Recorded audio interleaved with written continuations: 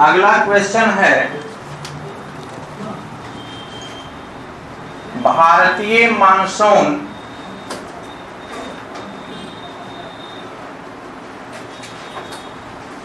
की उत्पत्ति संबंधी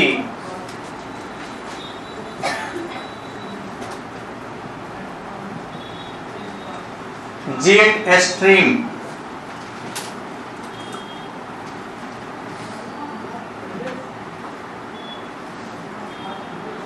तथा एल नीनो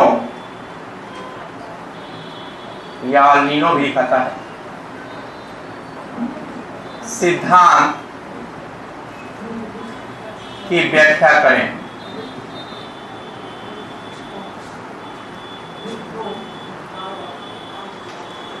देखेंगे भारतीय मानसून की उत्पत्ति संबंधी दो तरह की विचारधारा है। एक चिरसम्मत कालीन विचारधारा जिसमें दो तरह के सिद्धांत दिए गए हैं जो वर्तमान में अमान्य कर दिए गए हैं। एक देखेंगे कि तापीय जो है सिद्धांत, दूसरा जो है पछुआ पवन का सिद्धांत जिसमें ITCZ भी आता है। लेकिन वर्तमान में सबसे महत्वपूर्ण सिद्धांत जो है जेट स्ट्रीम है, जो मान्यता प्राप्त है।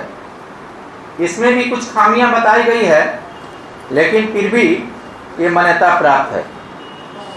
और एल नीनो जो है भारतीय मानसून को कैसे प्रभावित करता है वह सिद्धांत इसके अंतर्गत शामिल है।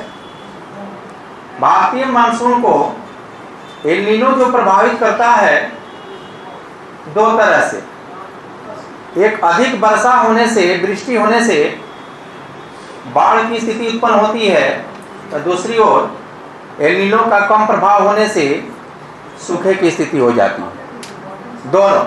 दोनों स्थिति। अब हम यहाँ जेट स्ट्रीम की बात करेंगे। जेट स्ट्रीम क्या है देखेंगे। क्षोभ मंडल में, यहां से ऊपर क्षोभ मंडल में 6 से 12 किलोमीटर की ऊंचाई पर, 6 से 12 किलोमीटर की ऊंचाई पर पश्चिम से पूरब की ओर, पश्चिम से पूरब की ओर, पश्चिम से पूरब की ओर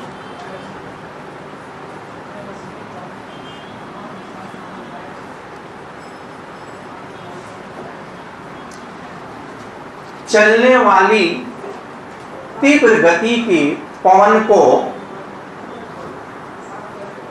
जेट स्ट्रीम कहा जाता है। इसकी गति लगभग 340 किलोमीटर प्रति घंटा होती है और ये भारतीय मानसून को प्रभावित करती है। यहाँ देखेंगे कि ये हवाएं 4 स्थानों से चलती है। पहला ध्रुवीय जेट 60 डिग्री अक्षांश के आसपास ऊपर, दूसरा ध्रुवीय सीमांत जेट, देखेंगे यह आपको लगभग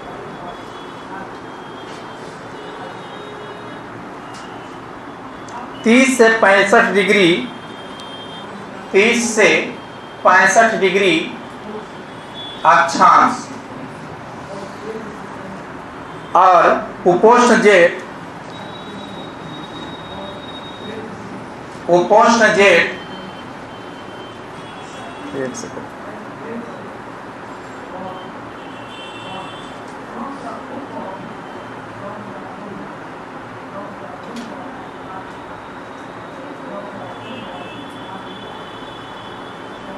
ये है 20 डिग्री से 35 डिग्री, 20 डिग्री से 35 डिग्री अक्षांश के पास, और चौथा पूर्वी या उष्ट पूर्वी जेट, उष्ट पूर्वी जेट जो चलती है 8 डिग्री से 35 डिग्री। यहाँ थोड़ा सा 35 डिग्री हो जाएगा, 30 डिग्री से 60 डिग्री या 65 डिग्री भी रखिए, 65 डिग्री तक चलती है। देखेंगे ये जो हवाएं क्षोभ मंडल में चलती है 6 से 12 किलोमीटर के ऊपर में हर जगह चलती है, लेकिन 4 जगह यह अपनी परिभाषित मार्ग से चलती है। और ये परिभाषित मार्ग है 60 डिग्री अक्षांश ध्रुवीय जेट और 30 डिग्री से 65 डिग्री अक्षांश ध्रुवीय सीमांत जेट और 20 डिग्री से 35 डिग्री उपोष्ट जेट और 8 डिग्री से 35 डिग्री उष्ट पूर्वी जेट। अब भारत किस में पड़ता है? इसी दोनों में पड़ता है। भारत में 2 तरह की जेट हवाएं चलती है, एक उपोष्ण जेट और एक उष्ट पूर्वी जेट। उपोष्ण जेट के कारण जाड़े की ऋतु में मानसूनी हवाएं जो चलती है, जिसके बाद में लिखा है, हम अभी लिखा है ना जाड़े की ऋतु में, तो ये उपोष्ण जेट हवाएं हैं। लेकिन गर्मी के दिनों में उपोष्ण हवाएं उत्तर की ओर खिसक जाती हैं, जैसे गर्मी आती है तो। और जेट पूर्वी जेट हवाएं जो है उष्ट पूर्वी जेट, वो दक्षिण की ओर खिसक जाती है और ये चलने लगती है 8 से 35 डिग्री। यहाँ 8 डिग्री है से 35 डिग्री अक्षांश के आसपास, यहाँ आ जाएगा, 37 है ना, यहाँ आ जाएगा। तो ये जो है हवाएं चलने लगती है, ये वायुमंडल में हर जगह चल रही है, ठीक ना।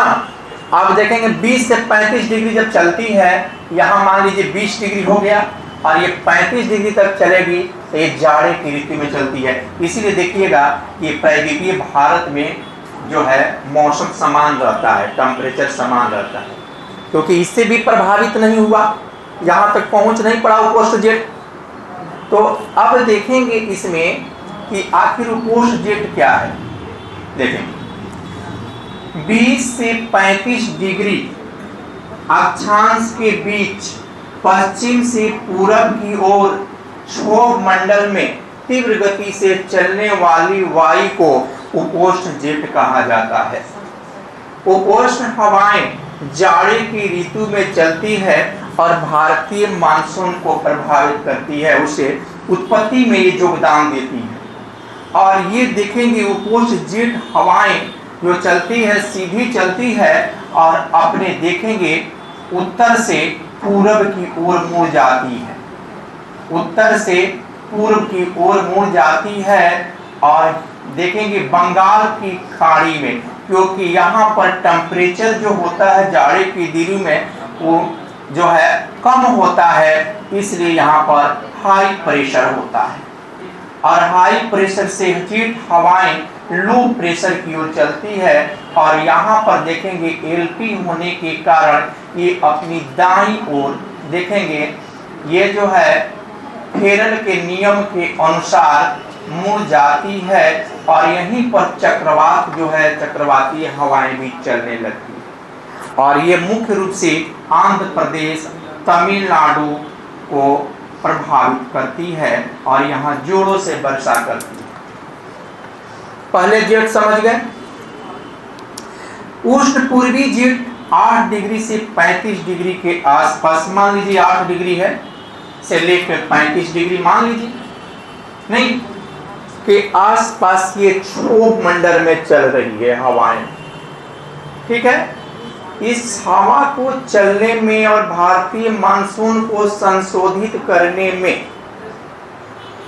देखेंगे मध्य एशिया, यहाँ मध्य एशिया है, मध्य एशिया के पहाड़ी और पठारी और दक्षिण देखेंगे पूर्व, दक्षिण पूर्व एशिया के पहाड़ी और पठारी का भाग का काफी योगदान होता है।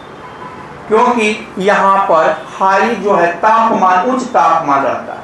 अधिक ऊंचाई पर जाने पर टेम्परेचर बढ़ जाता है। टेम्परेचर बढ़ने के कारण वो क्या होता है, वहां पर लो प्रेशर बन जाता है, लो प्रेशर बन जाता है। और ये जो है उपोष्ण शीत हवाएं जो जाड़े की ऋतु में चलती है, उत्तर की ओर खिसक जाती है।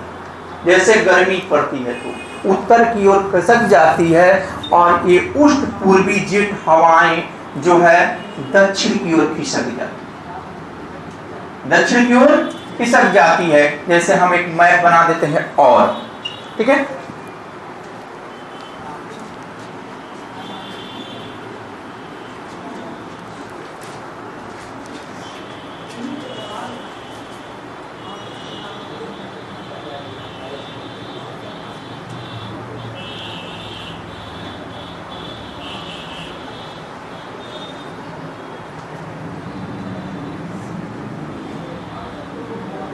गड़बड़ हो जाएगा ना, जगह कम, छोटे बनना चाहिए था।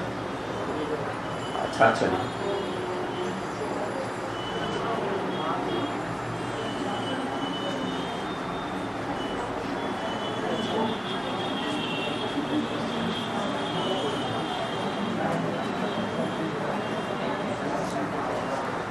चलिए देखिए, जगह कम था। अब देखेंगे इसमें कि ये जो है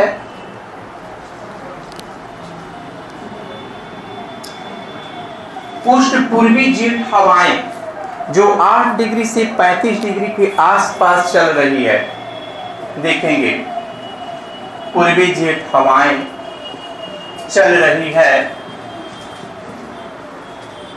और जो ये उपोष्ण शीत हवाएं हैं, उपोष्ण शीत हवाएं देखेंगे उपोष्ण शीत हवाएं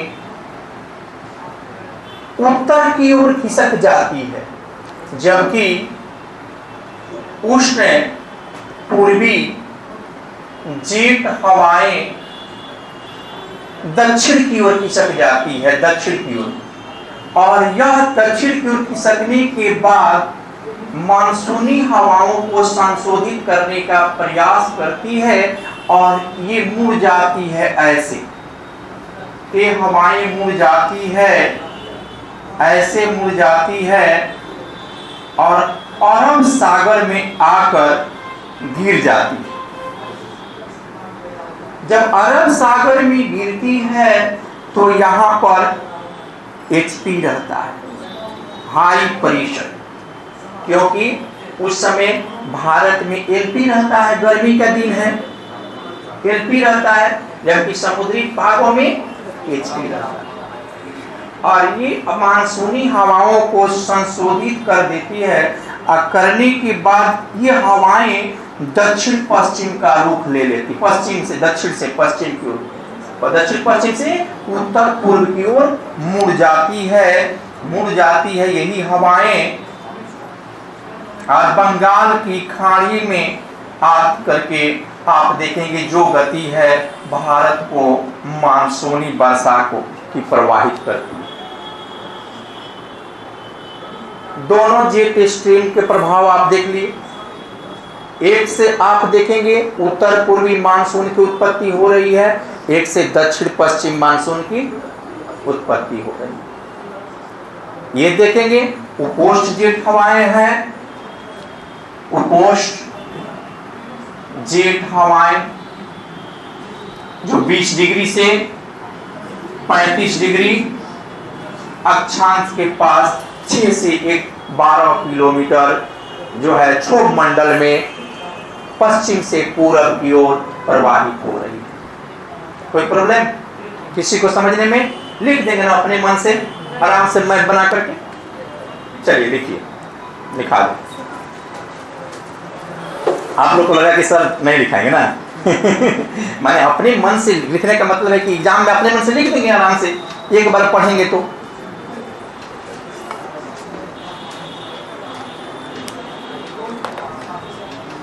लिखिए, देखिए ये सिद्धांत जो दिया था, एस्ट महोदय ने दिया था,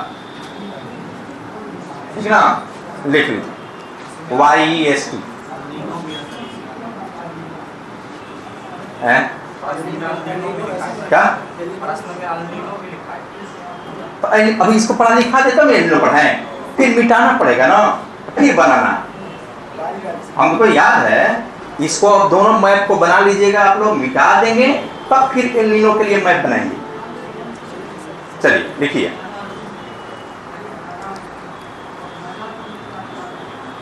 जेट स्ट्रीम मानसून की उत्पत्ति संबंधी नवीनतम सिद्धांत है। नवीनतम सिद्धांत है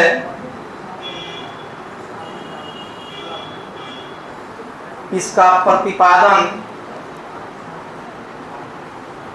एस्ट महोदय ने किया।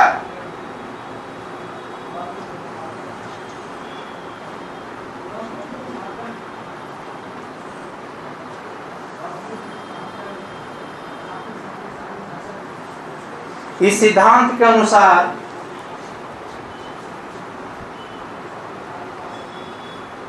ऊपरी वायुमंडल में,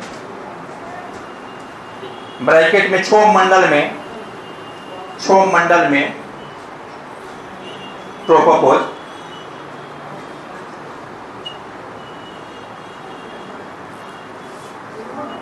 ट्रोपोस्फीयर में होगा, ट्रोपोस्फीयर होगा, ट्रोपोस्फीयर।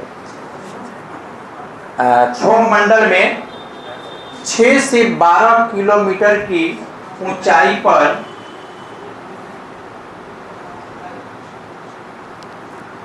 पश्चिम से पूरब की ओर तीव्र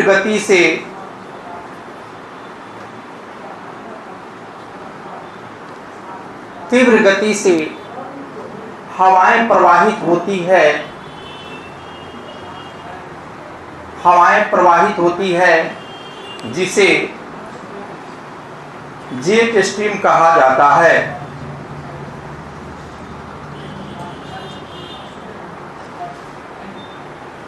इसकी अधिकतम गति 340 किलोमीटर, अधिकतम गति 340 किलोमीटर प्रति आवर से घंटा है।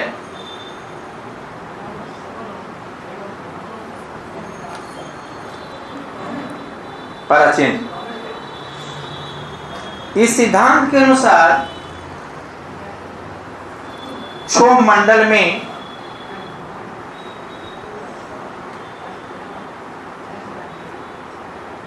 सभी जगह तीव्र हवाएं चलती है।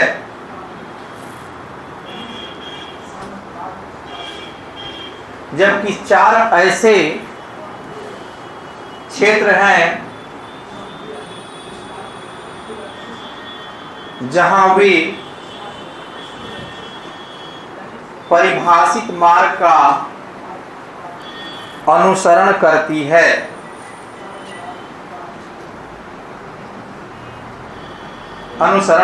है। ये निम्न है।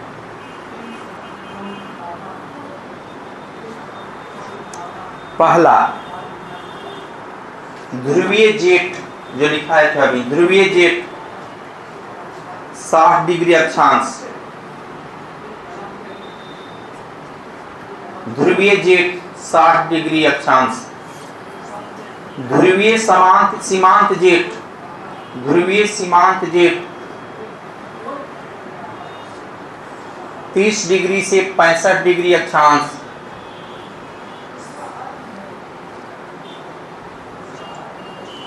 उपोष्ण जेट 20 डिग्री से 35 डिग्री अक्षांश।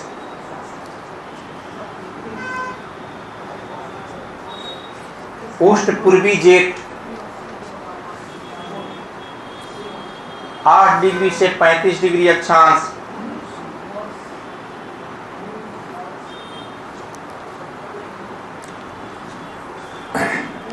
प्राचीन भारतीय मानसून की उत्पत्ति में उपोष्ण जेठ तथा उष्ण पूर्वी जेठ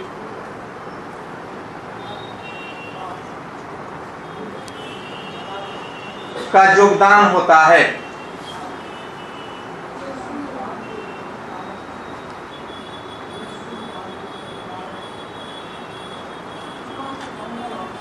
चलिए पारा चेंज। जाड़े की ऋतु में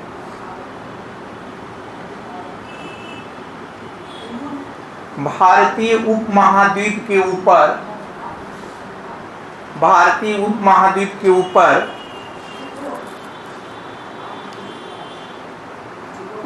उपोष्ण जेठ हवाएं चलती है।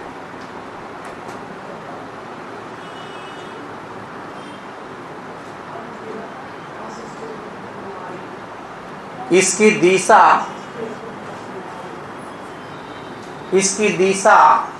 पश्चिम से पूर्व की ओर होती है।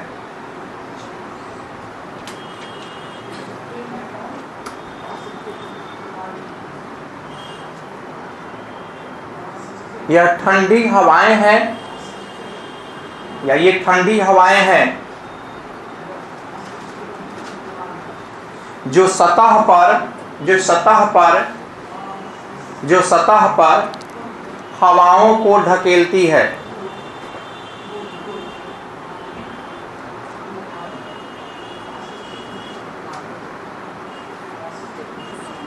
जिस कारण सतह पर उच्च भार का निर्माण होता है, उच्च वायु भार का निर्माण होता है।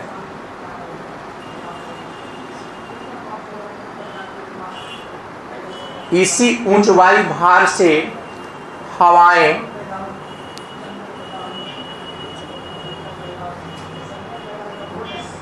बंगाल की खाड़ी में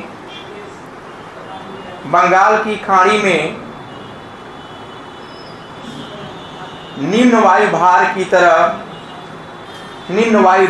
तरफ प्रवाहित होती है।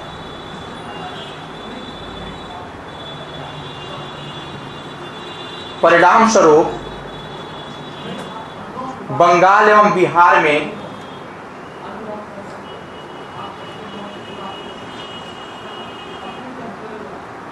ठंडी का प्रकोप बढ़ जाता है।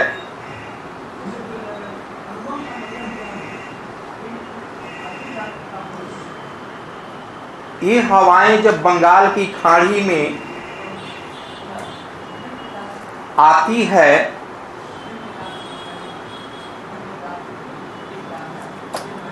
तो फेरेल के नियम के अनुसार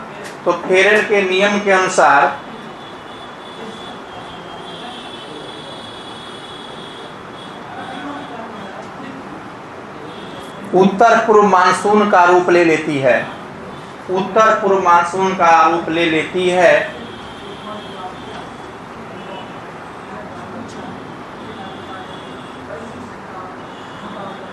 और अपनी दाईं ओर मुड़ जाती है, जिसे तमिलनाडु एवं आंध्र प्रदेश के तटीय क्षेत्रों में भारी वर्षा होती है।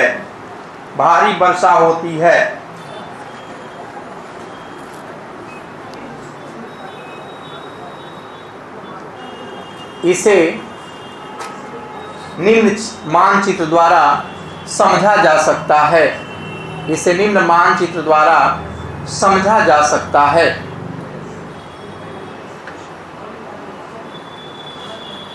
बंद कर दीजिए।